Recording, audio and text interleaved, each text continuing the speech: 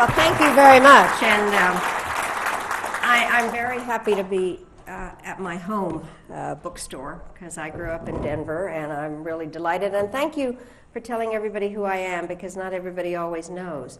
There was several months ago, I was coming back from China, and Chicago was the first port of entry, and I was there getting undressed for the security people, and I put my stuff down on the conveyor belt, and the lady ahead of me said, "So where'd you get all those screw-top bottles? My bottles all leak." And I said, "Well, I got them at the Container Store." And then I was going through the magnetometer, and the TSA guard looked at me and he said, "Oh my God, it's you." He said, "I'm from Bosnia, and we love you in Bosnia, and if it weren't for you, there wouldn't be a Bosnia, and you're always welcome to come to Bosnia, and can I have my picture taken with you?" And I said, "Sure." So we stopped the whole line. We had the picture taken.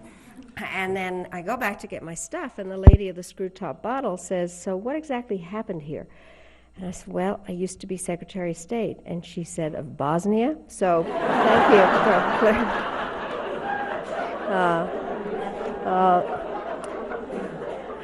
I am very happy to have a chance to be here to talk to you about my new book, and I have to tell you, this book would not have existed if it hadn't been for Saddam Hussein, because what happened was I did go to the United Nations at the end of the Gulf War, and when I got there in February '93, the various parts of the ceasefire were translated into Security Council resolutions, which were sanctions resolutions, and they kept coming due, and we had to make sure that they got renewed.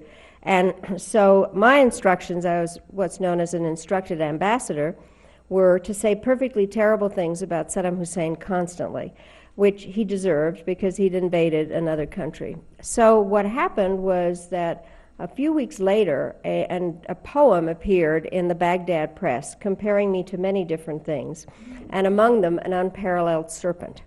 And so I happened to have a snake pin, so I decided to wear it when we talked about Iraq. And so I think you've all seen pictures of when the ambassadors come out of the Security Council meeting and there are press there. And so one of the cameras zeroed in and said, "Why are you wearing that snake pin?" And I said, "Because Saddam Hussein called me an unparalleled serpent." And then I thought, well, this is fun. So I went out and I bought a lot of costume jewelry that I thought would reflect the moods and the things that we were going to do. And so on good days, I wore flowers and butterflies and balloons, and on bad days, I wore spiders and man-eating, carnivorous animals. And if I ever had a spider on and it wasn't Halloween, then life was bad. So then people would say, "Well, what are we going to do today?" And I then picked up from the first President Bush, who said, "Read my lips," I said, "Read my pins." I did send a copy of the book to President Bush, and he said, "I loved the title." So that's how the book started. And I've decided that my niche in writing about foreign policy and writing books generally is to try to make foreign policy interesting and understandable to non-experts. And the pins really allow me to tell stories, and they all have some kind of a foreign policy story. I did use them a lot in order to send messages, and ultimately, the people that were on the other end understood what was going on. So, for instance, I had a series that had to do with the Russians.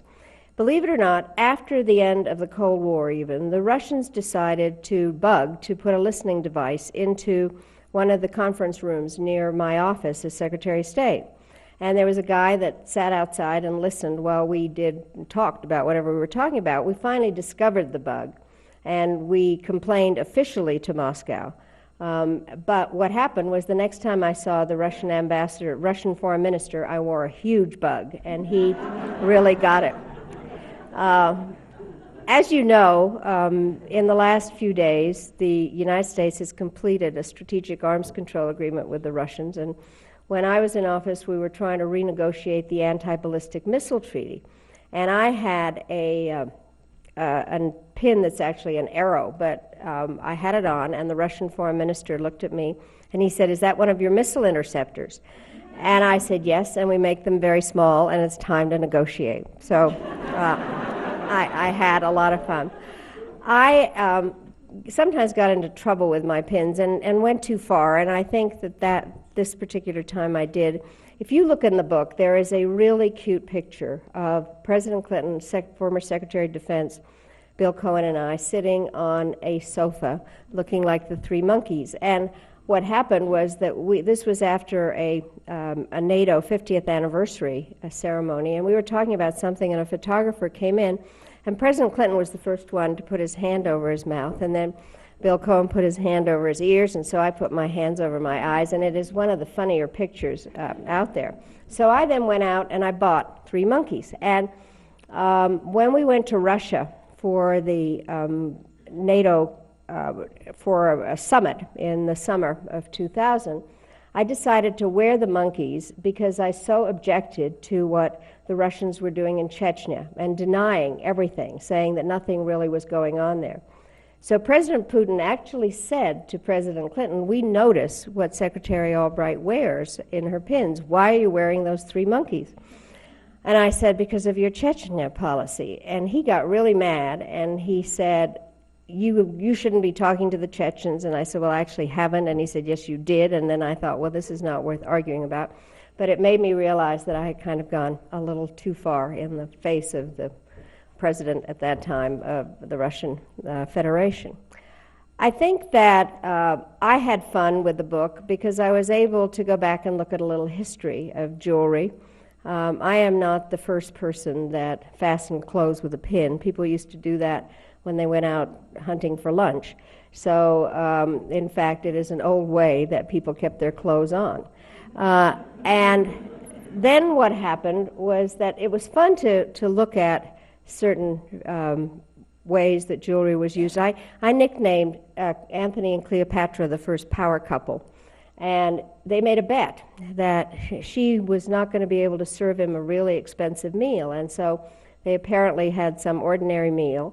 And he said, "This is not much." And she ordered up a goblet of vinegar and then dropped one of her perfect pearls into the vinegar, and it disintegrated. And so she won the bet, for what it's worth. But what basically happened was that jewelry has been worn throughout history in terms of signaling usually people's rank and their importance, and mostly men wore jewelry. And then, of course, there's the whole issue of crown jewels. And there are people who believe that a lot of what ultimately became imperialism and colonialism had to do with various monarchs wanting to get rare jewels, either in Asia or in Africa.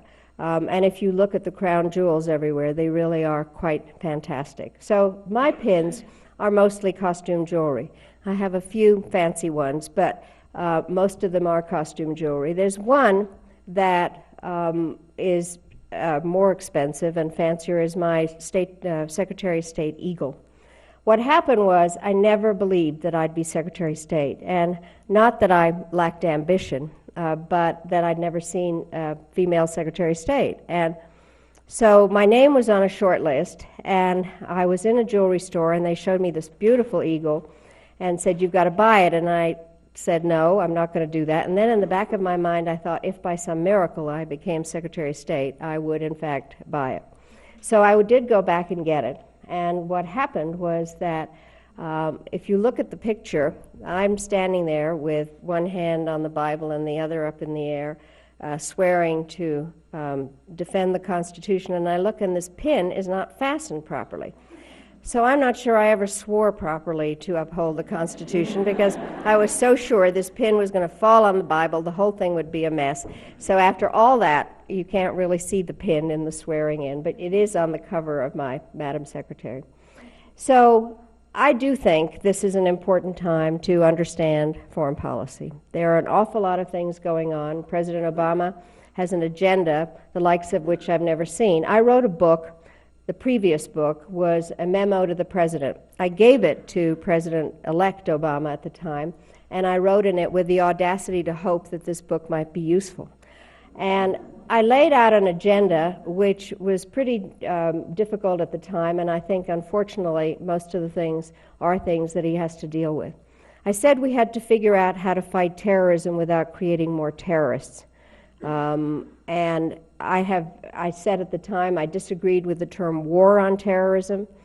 because it made people that were murderers seem like warriors within their own societies. And so we just have to deal with them as murderers, not to elevate them. So war on terror I didn't think was a good term, and it has been dropped.